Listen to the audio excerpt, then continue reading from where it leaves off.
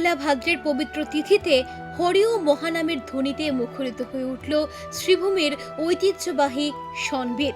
শনবিলের বিস্তীর্ণ জলরাশিতে অর্ধশতাধিক ইঞ্জিন চালিত নৌকা আর 2 সহস্রাধিক ভক্তের উপস্থিতিতে অনুষ্ঠিত হলো বর্ণাঢ্য নৌকা শোভাযাত্রা ও মহানাম সংকীর্তন।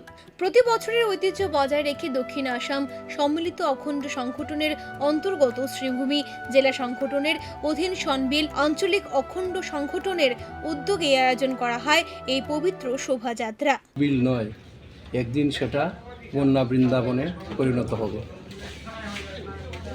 এই ভাবটুকু আমরা যদি ধরে রাখতে পারি, বাবা মনির অন্তরের যে কথাটুকু যদি ধরে রাখতে পারি, সত্যিই একজন শুধু বিল যে জলে ভর্তি তা নয়, মানুষের হৃদয়েও প্লাবিত হবে। আর বাবা মনির দেওয়া নামটি যথার্থই এক্ষেত্রে প্রযোজ্য। তো আমরা এই দিনটিকে, অর্থাৎ পয়লা ভাদ্র দিনটিকে আমরা প্রতি বৎসর পালন করে আসছি।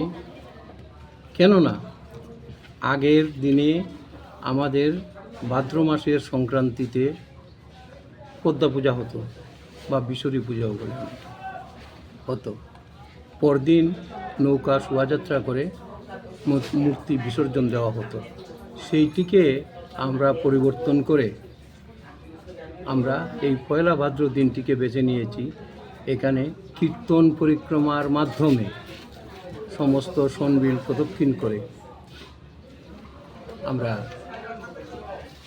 বন্যা বৃন্দাবনের এই কীর্তনের সুমধুর স্বরে এবং স্বরলহরীতে আকাশ বাতাস মথিত করে যখন শোভাযাত্রাটি একদিক থেকে অন্য দিকে যেতে শুরু করে, তখন সত্যিই মনের মধ্যে এক স্বর্গীয় অনুভূতির অনুভব হয়।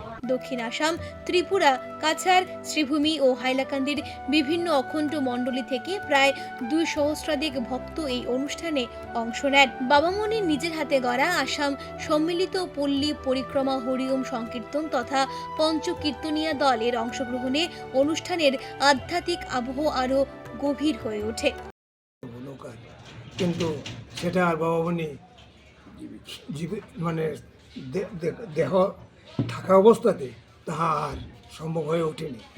তাই আমরা ওই পরের বৎসর তানের প্রতিচিত্র সহ একজনে নৌকায় সামনে বাবামণি আর একজনে হাল, মানে শুধু শুধু হালটা ধরছে, আর বাবামণি মানে বোঝা যাইতেছে যে বাবামণি উনি হাল ধরছেন, যাতে বাবামণির সে আশা আকাঙ্ক্ষাটা পূর্ণ হোক। সেই সেখানে সেটা আমরা করেছি।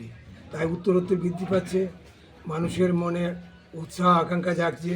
এটা না দেখলে কিছু বোঝা যায় না, যদি দেখা যায়, দেখতে হয়তো আগে না আসলে পরে মানুষের মন আপ্লুত হয়ে যাবে যে বৃন্দাবন হরিওম কীর্তনের বৃন্দাবন। এই বিশাল আয়োজন সফল করতে সংগঠনের কর্মকর্তারা ও অসংখ্য ভক্ত গুরুত্বপূর্ণ ভূমিকা পালন করেন। শনবিলের জলে এদিন শুধু নৌকা চলেনি, চলেছে বিশ্বাস, ভক্তি আর ঐতিহ্যের মিল।